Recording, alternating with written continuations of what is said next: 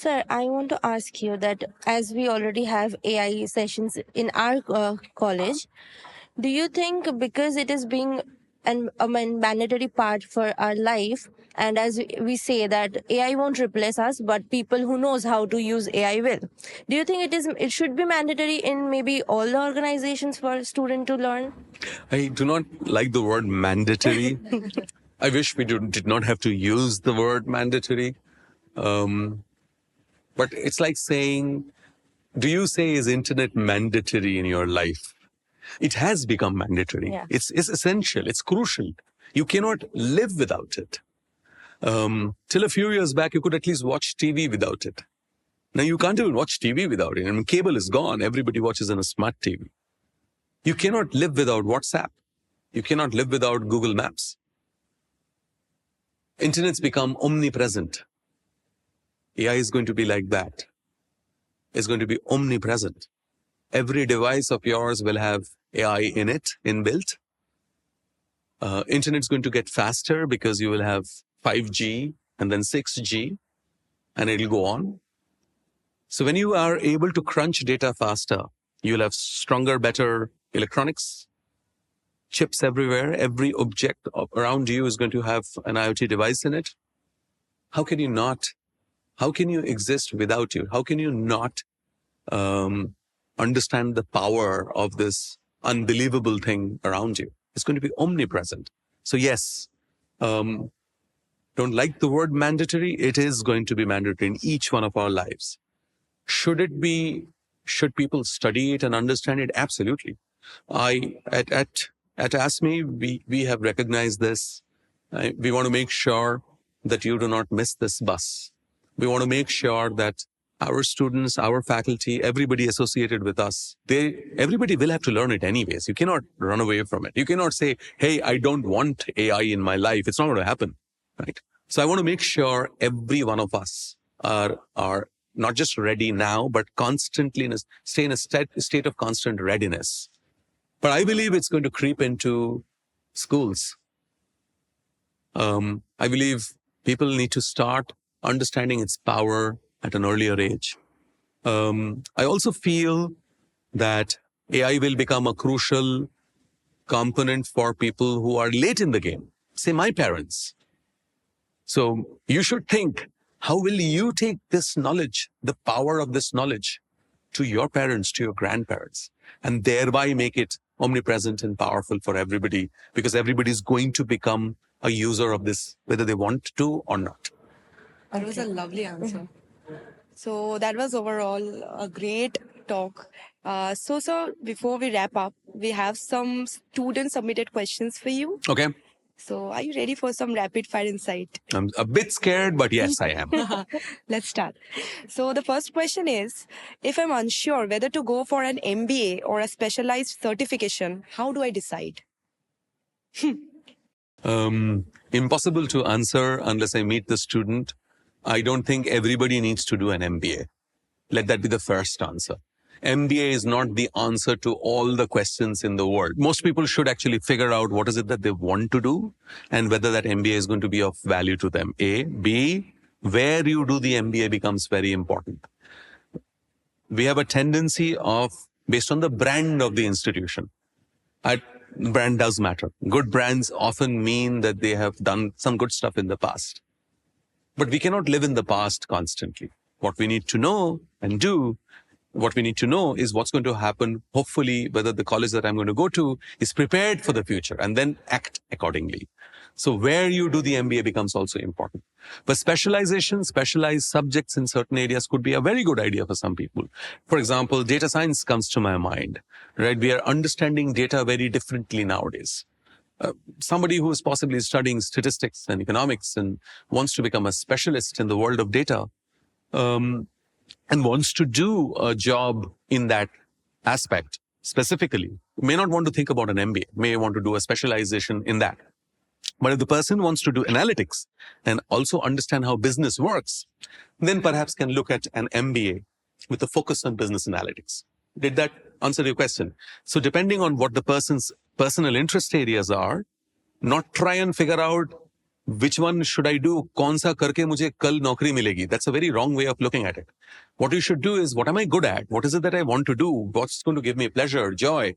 And then you start thinking, is there an opportunity in that space also? And then figure out, maybe is MBA the answer, or a specialization is the answer? And you start thinking, who will I do it with? Whether they have the goods to help me become strong in the future. And then you take that decision accordingly. Okay. Absolutely. Yeah. So the next question is, with remote learning becoming popular, do you think traditional business schools will survive? Yes and no. I don't know what's a traditional business school. Everything right now is a traditional business school.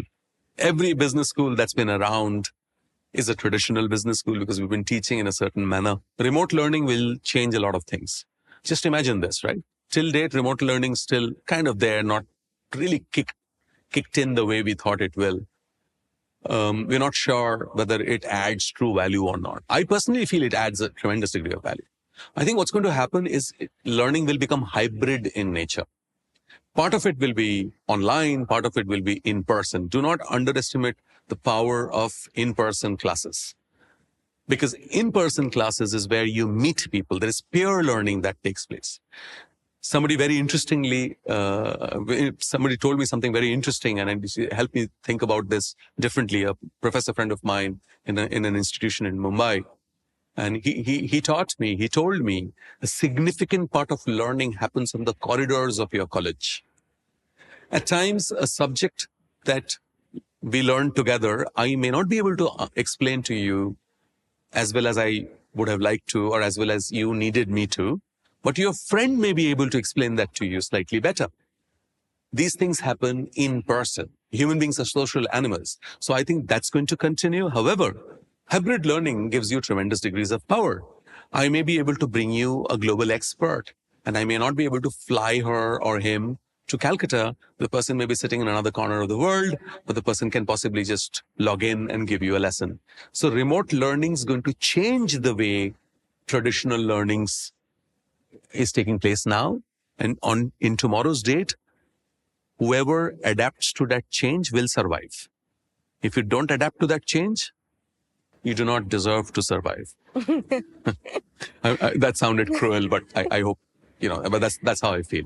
I just want to go a little off from this topic. That is, personally for me, I think the environment that I'm studying in matters a lot. At home, there's mother calling you, there's your sister doing stuff, or maybe there's too much disturbance and distractions. There's this thing, and there's also another thing that I have faced. If you, of course, you will remember, we had a session one-to-one with you at the very beginning, and there I told you that I have this very public speaking problem with me, and my legs would shake and look at you now. That's what I was telling, that my legs would shake and my voice would tremble. But today I'm sitting with you doing a podcast. So I think that has helped, like being present in this environment has helped me come over it. Well, thank you. And I think it helps. It's both ways, right? Many years back when I was your age or younger, I would have told you the same thing when we met. And I remember the conversation that you and I had. That was at Offbeat, if I'm not mistaken. I had similar challenges, and it's you and I are not unique over here. Most people have these challenges, right? We have these issues. We are always worried what others will think. We seek validation from our peers all the time. And as you get older, some of us start realizing that we are who we are, and hence the name ASMi, which means I am, right? Now, I think in an environment like what we are trying to build, you and I together are trying to build in our college, can we make it conducive to learning? Now, what does learning mean? Learning is not just restricted to finance and marketing and HR. Learning is about learning about ourselves, learning about our surroundings, our friends, folks who are not our friends. Everything is learning. And your teachers are not the only change agents in your lives. They're just maybe an important part of the whole process in terms of their catalysts. Everybody is a change agent. your colleagues, your peers, your friends, the support staff, folks who keep the place clean, right? Your security over here, everybody is a change agent. Everybody plays a role. So an institution where there is a physical place like this and there are a whole bunch of people also adds a certain degree of seriousness. I think that's also important because we like we spoke about getting distracted in the past, right? So we can get distracted at home. So if you come over here, it adds value over there. But what online will do also is that at times, I don't know about you guys, I have my son is almost your age. I have seen he's a nocturnal creature, right? So, he's like an owl. At 2 a.m, he's doing something. He says, I focus the best now. I can't keep a college open at 2 a.m, but a part of your learning can happen at your time. And it can happen at 2, right? What's wrong with that? I see nothing wrong with that. So that's why I feel the hybrid mode is going to become more and more powerful. It's going to become prevalent, and adapting to this hybrid mode is necessary for traditional institutions to become non-traditional modern. And that answers my question. Excellent. Okay, so the next question is, how can students network effectively while still in college? Excellent. I think that's one area students do not do a good enough job, and that's not necessarily their fault. I don't think teachers also do enough to help them do it, because teachers themselves do not know how to. None of us know how to network very well. Only a few of us are naturally gifted at this. I certainly am not one of them. To put yourself in a discomfort zone, to put yourself outside your comfort zone is the job, which, Srijita, you have done so very well. To put yourself in that position where you were shaky before. Building networks with people who you do not know is pretty much the same. Now, how do you do that? I mean, for example, using LinkedIn could be very useful, but having a LinkedIn profile is not enough. Everybody has a LinkedIn profile. Can you write articles? At ASMi, we have industry people visiting us all the time. You listen to somebody and you get influenced, say, in a particular topic, say consumer behavior, and you get very influenced why people seem to do what they do. Maybe you can do a little bit of a primary and a secondary research in something related to you or people of your age group in your locality and write a little article about it. Maybe take the help of ChatGPT. I see nothing wrong with it, but put in your own thoughts in it. And if it sounds good, you put it on LinkedIn and you tag that gentleman whose speech inspired you to do that in the first place. And all of a sudden, you've created some new content, something of value, and you have networked into his network. That's how you build networks constantly. So yeah, I think this is amongst the many ways. This is one of them. I've been going for conferences, business plans, going to other colleges. All of these things will add, but it's a constant job of networking constantly beyond our classrooms. It's extremely important to do that. Yeah, that was a very good answer. I had this question too, actually. When I saw the question, I was like, oh yeah, I have this too. I want to ask this question too. Yeah. And I'm glad you guys are asking this question. When I was your age, I never thought this question is important at all. So, which itself answers that you guys have got a head start over me. So hopefully you get, wisdom or certain kinds of wisdom faster than me. I don't want you to get wisdoms. If I got it at, say, this kind of wisdom at 40, I want you to get it at 25. That's the whole deal. So the next question is a little controversial, I think. I expect nothing less from you. Go on. So it says, is the heavy focus on entrepreneurship in business schools overrated? Shouldn't more attention be given to corporate leadership skills? I don't think it's a controversial question. I think it's a good question, and I have a very simple answer. Corporate leaders often are entrepreneurial in nature. Entrepreneurship focus does not mean you'll have to go and start your own business. If you do, good for you.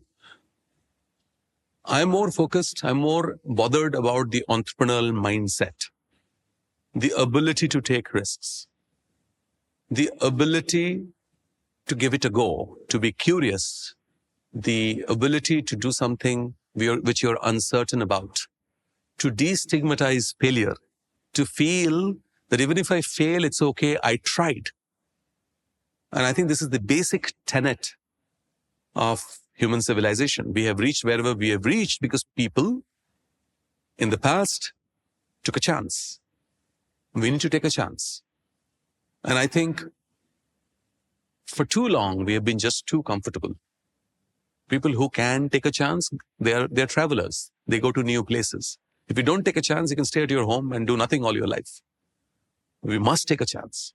We must realize that yes, at times we're going to go wrong and there's nothing wrong with it. It's the spirit that matters, that you should be able to get up and try again. That's the entrepreneurial spirit. Successful corporate leaders are all like that. So I think it's one and the same. If I hope that one day both of you are going to become corporate leaders, you will certainly have an entrepreneurial spirit in it. It does not mean you will set up your own business. Should you choose to do that, that's also fine. It's one and the same thing to me. I hope that answers it.